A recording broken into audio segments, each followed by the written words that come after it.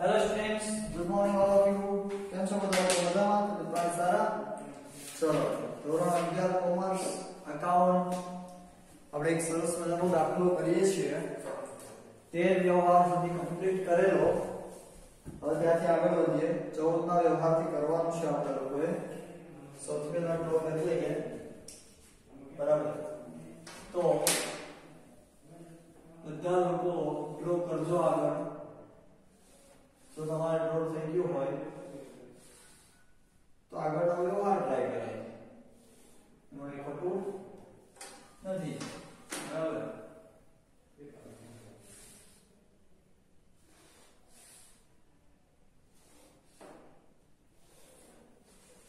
ઉધાર રૂપિયા અને જમા રૂપિયા.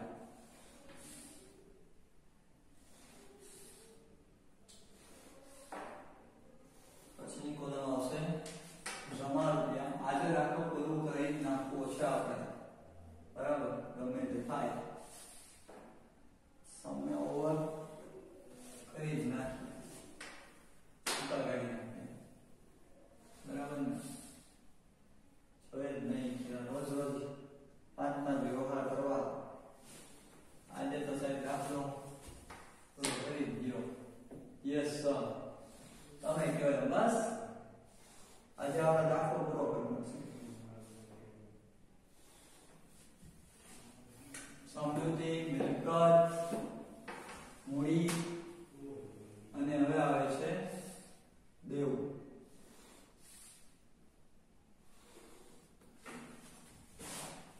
દેવું બિચારું નાનકડું ઢીંગલું ચીકલું હોય. બીજી બધું કમાઈ જાય એવું. ચાલો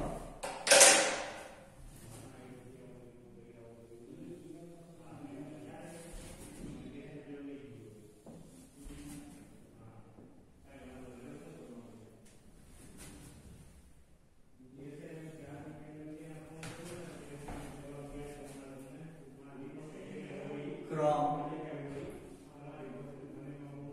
આમ નોંધ ઉધાર રૂપિયા જમા રૂપિયા સમજૂતી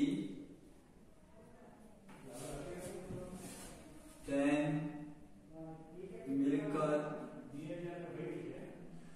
A is equal to મૂડી C plus દેવા N. ચાલો 14મો વ્યવહાર 2000 નો માલ ધર્માદામાં આપ્યો. ધર્માદો ધંધાનો ખર્ચ કહેવાય. ઓકે, તો ખર્ચના ખાતા હંમેશા ઉધાર. તો ધર્માદા ખાતે ઉધાર તે ભાઈ ધર્માદાથી માલ જાય. બરાબર. તો કયો માલ ગયો હોય? ખરીદેલો છે તો તે ખરીદ ખાતે કેટલો માલ ગયો? 2000 નો માલ. ઓકે, 2000 નો માલ ધર્માદામાં જાય. ધર્માદો ધંધાનો ખર્ચ થાય તો મૂડી ઘટે અને ખરીદ ખાતું જમા થયું. ખરીદ્યો હોય તો સ્ટોક વધ્યો હોય, એક માલ જાયો તો સ્ટોક ઘટે. ચાલો 13મા વ્યવહારમાં ઉપર 13મો વ્યવહાર રાખો બાળકો, એટલે ખ્યાલ આવે કે આપણે ક્યાં હતા. રોકડ હતી આપણી પાસે 65000 જેનો કોઈ જ ફેરફાર નથી, એટલે રોકડા આપણે લખશું 65000. ત્યારબાદ બેંક આપણી પાસે હતી 11000, તેમાં પણ કોઈ જ ફેરફાર નહીં. ત્યારબાદ સ્ટોક. જો સ્ટોક આપણી પાસે 27000 નો પડ્યો હતો, જેમાં ફેરફાર છે. સ્ટોક 27000 માઈનસ ઘટાડો 2000 નો એટલે આવે છે 25000. ત્યારબાદ આપણી પાસે લેણું હતું. કેટલાનું લેણું હતું? 2500 નું. એ લખી નાખવાનું અને ટોટલ આવે છે ભાઈ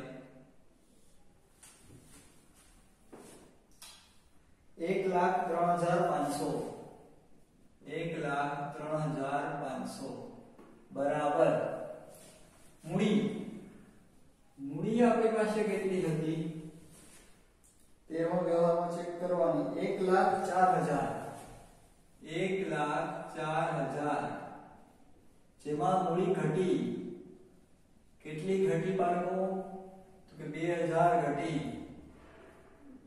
એટલે જવાબ આવે 1,02,000 અને અહીંયા ટોટલ પણ આવે 1,02,000 દેવું જો 13મા વ્યવહારની અંદર તો દેવું હતું આપણી પાસે 1500 જેમાં કોઈ જ ફેરફાર નથી એટલે આપણે ટોટલમાં પણ કોઈ જ ફેરફાર નહીં 1500 આઈ થિંક હા 1500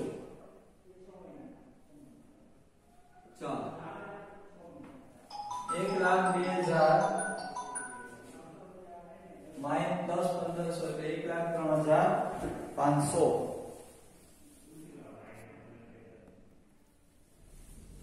ચાલો રેડી 1 2 વત્તા 1500 એટલે 1,03,500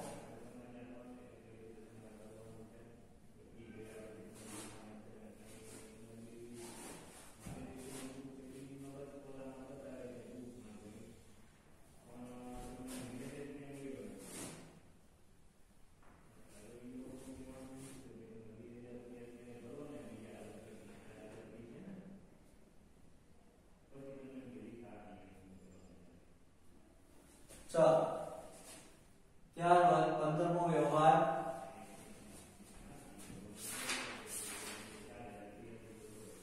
15,000 નું પ્રેક્ષા ફર્નિચર માર્ટ માંથી ફર્નિચર ખરીદ્યું ભાઈ ફર્નિચર ધંધાની મિલકત ખરીદીએ તો મિલકત ધંધામાં આવે તો ઉધાર તો મિલકત છે તો મિલકતનું નામ લખવાનું હોય ફર્નિચર ખાતે ઉધાર પછી પ્રેક્ષા ફર્નિચર માર્ટને કાંઈ આપ્યું નહીં તો એ આપણને પાસે રૂપિયા માંગશે માગે એને શું કહેવાય માગણના ખાતા હંમેશા જમા એટલે લેણદાર ચાલો તે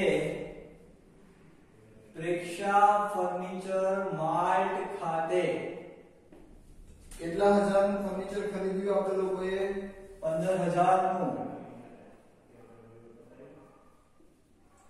ચાલો મિલકત વધે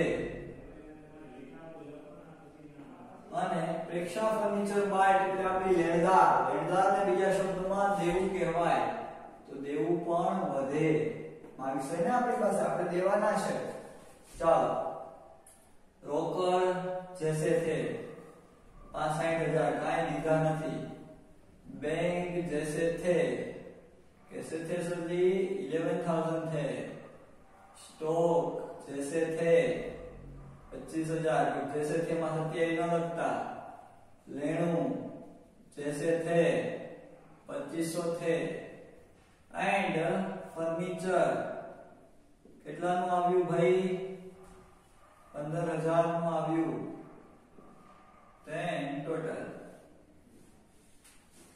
total કરીએ આપણે લોકો તો 1,18,500 मूडी कैसे थे 1,02,000 थे मूडी में कोई फेरफार नहीं तो ये भी जैसे थे टोटल में कितना हो यहाँ मूडी 1,02,000 इज इक्वल टू देवू कैसे थे 1,500 थे प्लस વધ્યું 15,000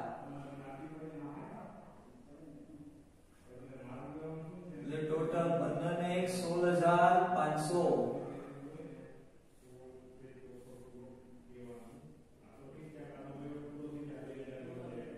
चलो प्लस 16 17 18,500 થઈ ગયો 1,500 ડન चलो ત્યારબાદ આગળનો વ્યવહાર સહી કે આજે સારી એવી સ્પીડ લાગે છે બીકોઝ ઓફ આપણે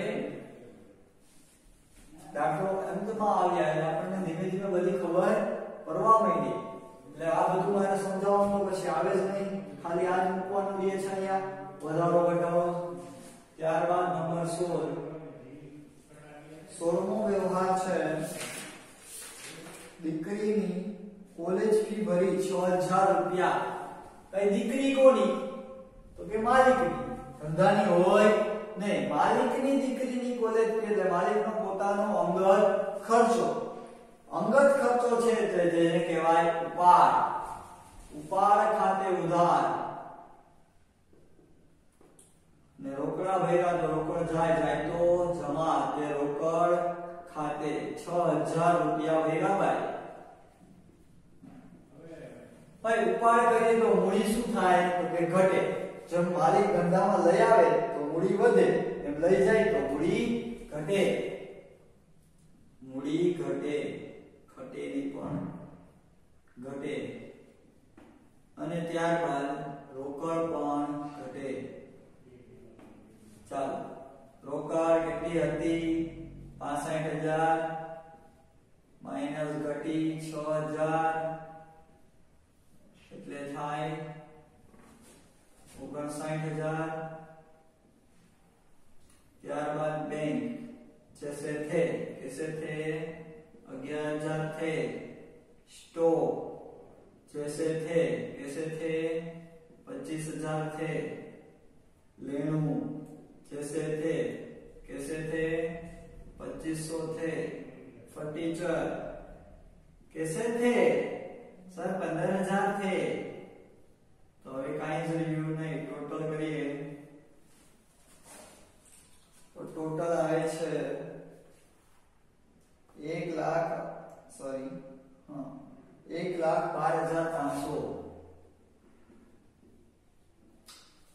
મૂડી મૂડી कैसे थे भाई? मूडी घटे छे 1,02,000 थे माइनस घटी कितनी घटी 6000 घटी तो 96,000.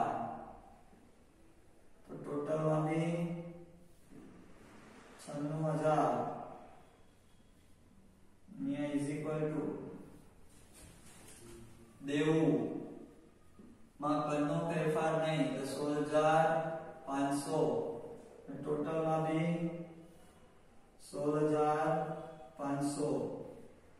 चेक कर लो 96,000 વત્તા 16,500 એટલે 1,12,500 થવા જ જોઈએ. ચલો એના પછીનો વ્યવહાર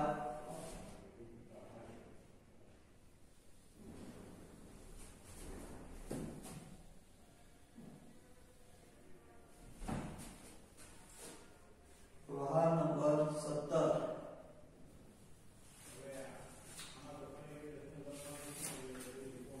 બેંકે બેંક વ્યાજના જમા કર્યા 500 રૂપિયા. બેંકે બેંક વ્યાજના જમા કર્યા એટલે કે બેંકે આપણને વ્યાજ આપ્યું તો બેંકમાં રૂપિયા આવ્યા તો બેંકને એટલો લાભ મળ્યો તો લાભ લેનાર ખાતે ઉધાર. બેંક ખાતે ઉધાર અને બેંક વ્યાજ આપણી શું કહેવાય? આવક. આવકના ખાતા હંમેશા જમા. તે બેંક વ્યાજ ખાતે કઈ કેટલું હતું કે 500 રૂપિયા હતું. હાલો અહીંયા બેંક શિલ્લક વધે અને અહીંયા ઉપજ. ઉપજ થાય તો મૂડી પણ વધે. આવક થાય તો આપણા રૂપિયા હોય એનાથી વધારે વધે. चलो रोकड़ तो कि जैसे थे कैसे थे 59,000 थे. बैंक जैसे थे नहीं कैसे थे 11,000 थे प्लस व्याज अथवा तो વધારો જે લખવું હોય તે 500 રૂપિયાનો વધારો થયો એટલે 11,500 થઈ. ત્યારબાદ સ્ટોક जैसे थे स्टॉक में कनो फेरफार नहीं 25,000. लेणु भाई स्टिक નથી હો સ્ટોક છે મારી હેબિટ છે લખવાનું. લેણુ છે 2500 ત્યારબાદ ફર્નિચર 15,000 બરાબર. ચાલો ટોટલ આવે છે 1,13,000.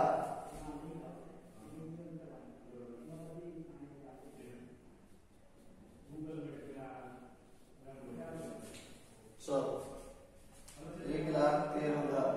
ત્યારબાદ મૂડી 96,000 પ્લસ ઉપજ થઈ કેટલાની થઈ 500 ની, એટલે ટોટલ થયો 96,500. તો અહીંયાનો ટોટલ કોસ્ટ 96,500 કેમ કે બીજો કોઈ જ ફેરફાર નથી ઇઝ ઇક્વલ ટુ દેવું 16,500 જેમાં કલનો ફેરફાર નહીં એટલે 16,500 જે છે તે પ્લસ ચેક કરાવો 96,500 પ્લસ 16,500 96,500 ને 500 એટલે 97 વત્તા 16 એટલે 1,13,000. રેડી? ચાલો ડન. તો એના પછીનું એટલે કે 18 બાજુમાં આપણી પાસે બોર્ડ છે. ઓકે, તો ત્યાં વયા જઈએ. કેમેરો સ્લાઇડ કરી દો તમને.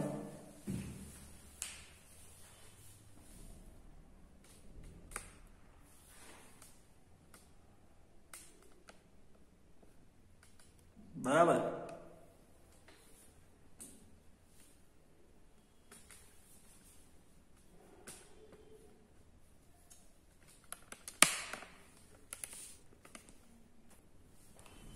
ઓકે ચલો રેડી. બોર્ડ પર આવી ગયો આ સાઈડ. આપણે એટલા માટે લોંગ બોર્ડ વાળા ક્લાસમાં બેઠા કે ઘડીએ દોરવાનો ટાઈમ વેસ્ટ ના થાય. હવે તું દોરેલું છે આ મને રબ કરવાનો ટાઈમ વેસ્ટ ન થાય ખાસ તો. ઓકે, તો જાય દોરેલું છે ક્રમ, આમનોંધ, ઉધાર, જમા, સમજૂતી, મિલકત. અહીંયા મૂડી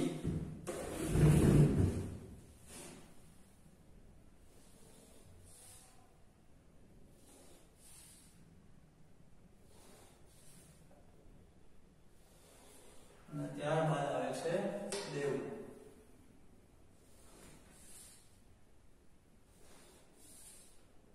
ઉપરના હેડિંગ્સ ને આમ ડાયરેક્ટ આપણે નંબર 17 બોલો 1 હતો અહીંયા 2 થી સ્ટાર્ટ કરીએ. 17 હજી એમાં જ છે ભાઈ કે બેંક ચાર્જીસ ના 200 આપણા ખાતે ઉધાર્યા. બેંક ચાર્જીસ બાળકો આપણો શું કહેવાય તો કે ખર્ચ કહેવાય. ખર્ચના ખાતા હંમેશા ઉધાર. તો બેંક ચાર્જીસ ખાતે ઉધાર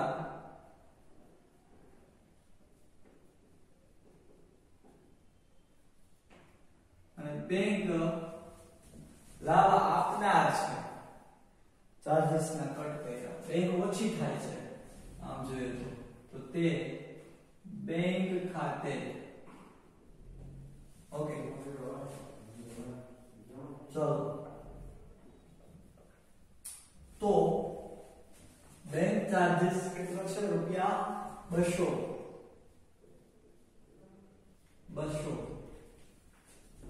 ખર્ચ વધે તો મૂડી ઘટે અને બેંક ઘટે અથવા તો ડાયરેક્ટ લખી નાખીએ બેંક ઘટે. ચાલો રેડી. હવે મિલકતમાં રોકડમાં કરવાનો ફેરફાર નહીં. રોકડ આપણી જો ઉપર જોઈએ 17 માં તો હતી 59 જે છે તે રોકડ 59,000. બેંક માં ફેરફાર છે. બેંક આપણી પાસે હતી 11,500 માઇનસ ઘટાડો 200 નો એટલે 11300. બેંક પછી છે સ્ટોક 25000.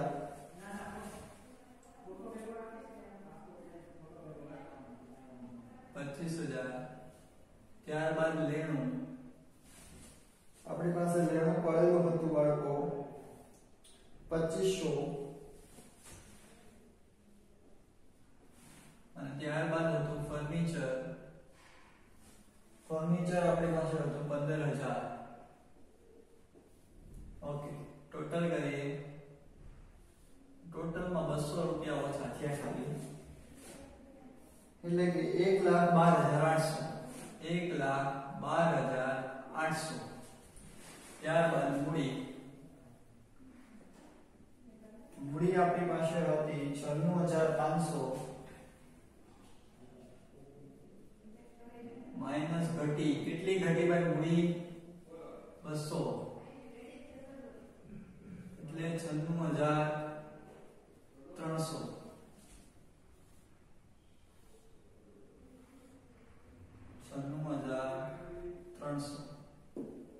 બરાબર. દેવું આપણી પાસે પડેલું હતું 16,500. તેમાં કોઈ જ ફેરફાર નથી, એટલે જે છે તે 16,500. ચેક કરી લેવું ભાઈ. 96,300 વત્તા 16,500 = 1,12,800 થવા જ જોઈએ. ચાલો, 17 વ્યવહાર પૂરા. હા, 18 અને 19 બે બાકી રહ્યા. 18 નો વ્યવહાર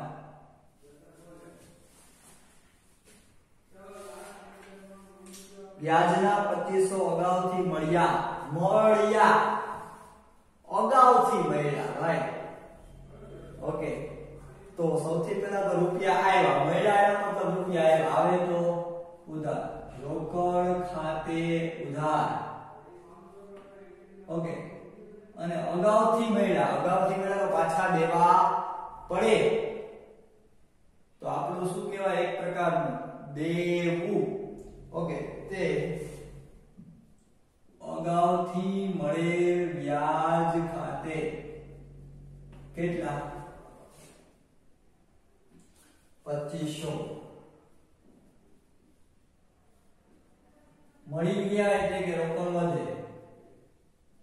પાછા માંગે તો દેવા પડે એટલે દેવું પણ વધે. ઘણા કેસ આપણને આવક ન થઈ વ્યાજની પણ અગાઉથી મળી છે તો પાછું દેવું પણ પડે. ચાલો, રોકડ કેટલી હતી? 59,000 પ્લસ વધી. કેટલી વધી? 2500 એટલે 60 ને 61,500. बैंक जैसे थे 11,300. स्टॉक કોનું ફેરફાર નહીં 25,000. સાહેબ ક્યાં કોઈ ફેરફાર ન હોય તો લખવાના તો કે હા, કેમ કે 18 તારીખમાં હું હતું કેટલું હતું ઈ જોવાશે, કોઈ ઉપર જોવા નહીં જાય. ઓકે, લેણું આ ક્રમી એક પ્રકારની તારીખ કહેવાય. 2500. ફર્નિચર 15,000. ટોટલ આ બધાનો ટોટલ કરીએ તો 18 નંબરમાં ટોટલ આવે છે 1,15,300. 15,300. હેલિકોપ્ટર આવ્યું એવો મસ્ત અવાજ આવશે તમને. મૂડી હતી 96,300. એમાં કોઈ જ ફેરફાર નથી તો એમને એમ જ રાખીએ. 96,300 ઇઝ ઇક્વલ ટુ દેવામાં ફેરફાર છે ભાઈ. દેવું 16,500 હતું માઈનસ ને પર પ્લસ વધ્યું. કેટલું વધ્યું? 2500 જેટલું વધ્યું. 16, 17 ને 18,000 કરો ટોટલ 18,000 પ્લસ 300 એટલે 1,15,300 ચાલો સોરી 17,18 ને 19,000 થશે ભૂલથી બાય મિસ્ટેક ઓકે ઈશારો લેખન બેક થઈ ગયો ત્યારબાદ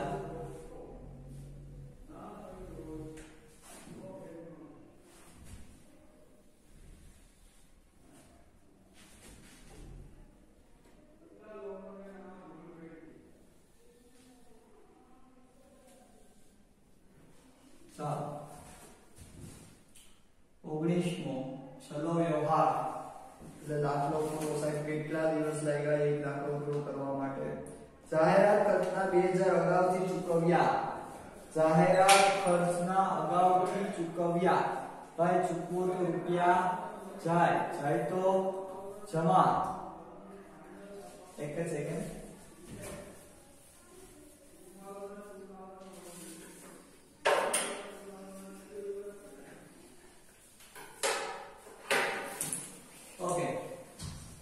ચૂકવ્યો તો રૂપિયા જાય તો અગાઉથી ચૂકવા પાછા લઈ શકીએ હા લઈ શકીએ તો આપણું લેણું તો અગાઉથી ચૂકવેલ ખર્ચ ખાતે ઉધાર તે ચૂકવા એટલે રૂપિયા ગયા તો રોકડ ખાતે જમા કેટલા ચૂકવા 2000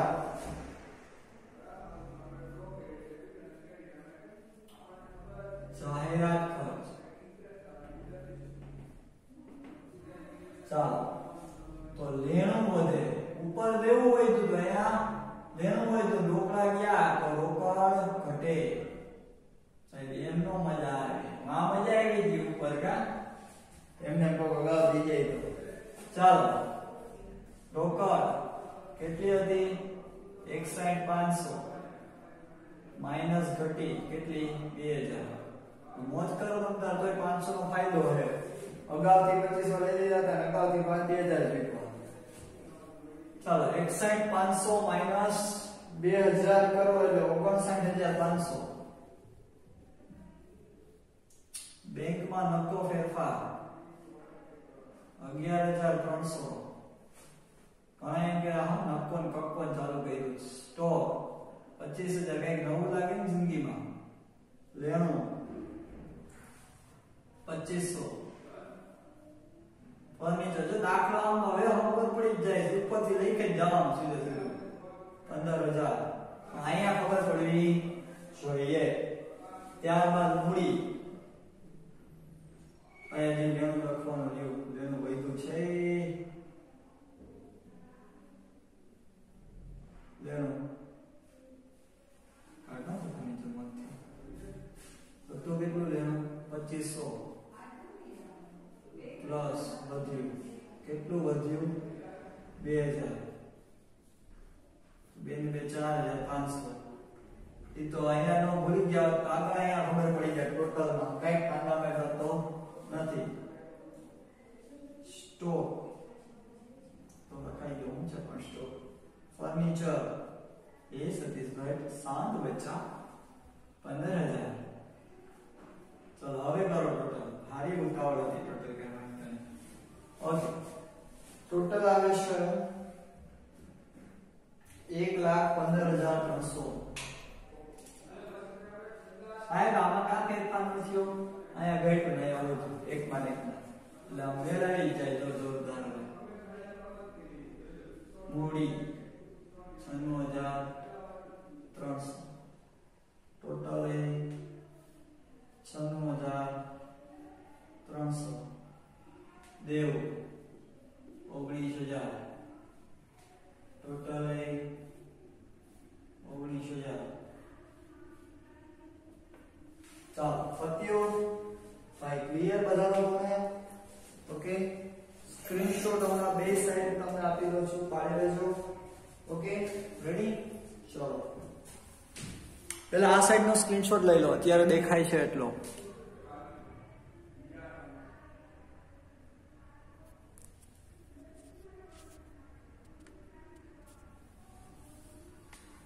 હવે આ સાઈડ નો લઈ લો.